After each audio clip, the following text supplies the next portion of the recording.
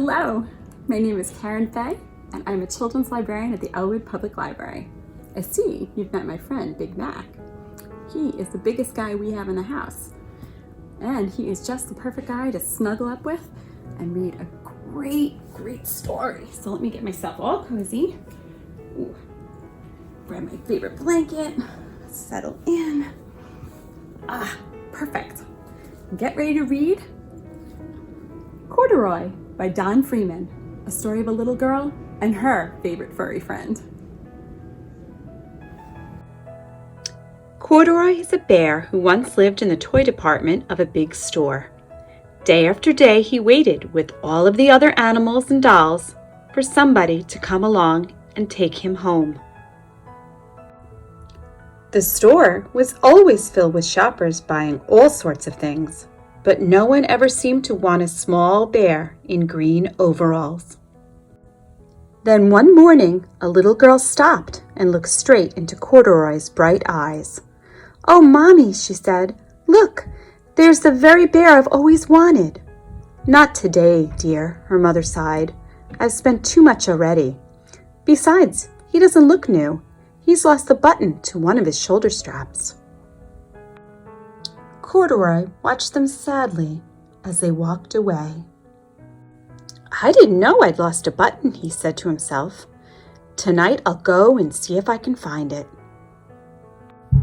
Late that evening, when all the other shoppers had gone and the doors were shut and locked, Corduroy climbed carefully down from his shelf and began searching everywhere on the floor for his lost button.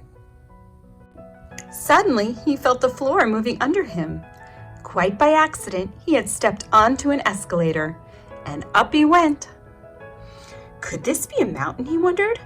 I think I've always wanted to climb a mountain.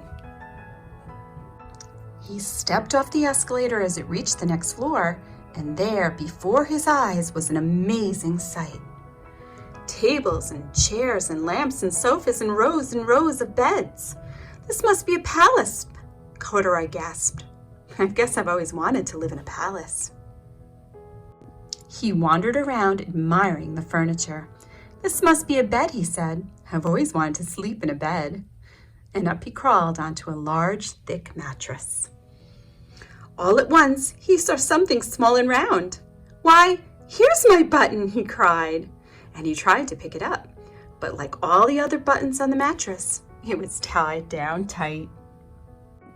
He yanked and pulled with both paws until pop! Off came the button, and off the mattress Corduroy toppled. Bang! Into a tall floor lamp. Over it fell with a crash. Corduroy didn't know it, but there was someone else awake in the store. The night watchman was going his rounds on the floor above. When he heard the crash, he came dashing down the escalator. "Now, who in the world did that?" he exclaimed. "Someone must be hiding around here." He flashed his light under and over sofas and beds until he came to the biggest bed of all. And there he saw two fuzzy brown ears sticking up from under the covers. "Hello," he said. "How did you get upstairs?" The watchman tucked Corduroy under his arm and carried him down the escalator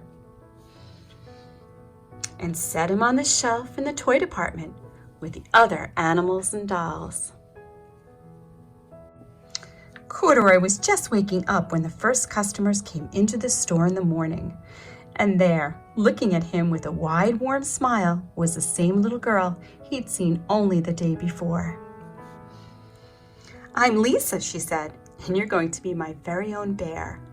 Last night, I counted what I saved in my piggy bank, and my mother said, I can bring you home." "Shall I put him in a box for you?" the saleslady asked. "Oh, no, thank you," Lisa answered, and she carried Corduroy home in her arms. She ran all the way up flights of stairs into her family's apartment and straight to her own room. Corduroy blinked. There was a chair and a chest of drawers, and alongside a girl-sized bed stood a little bed just the right size for him. The room was small, Nothing like that enormous palace in the department store. This must be home, he said. I know I've always wanted a home. Lisa sat down with Corduroy in her lap and began to sew a button on his overalls. I like the way you are, she said, but you'll be more comfortable with your shoulder strap fastened. You must be a friend, said Corduroy. I've always wanted a friend. Me too, said Lisa, and gave him a big hug. We hope that you enjoyed that story. Please see Elwood Public Library's YouTube page for more story times, craft tutorials, and other helpful ideas. Until next time. Take care.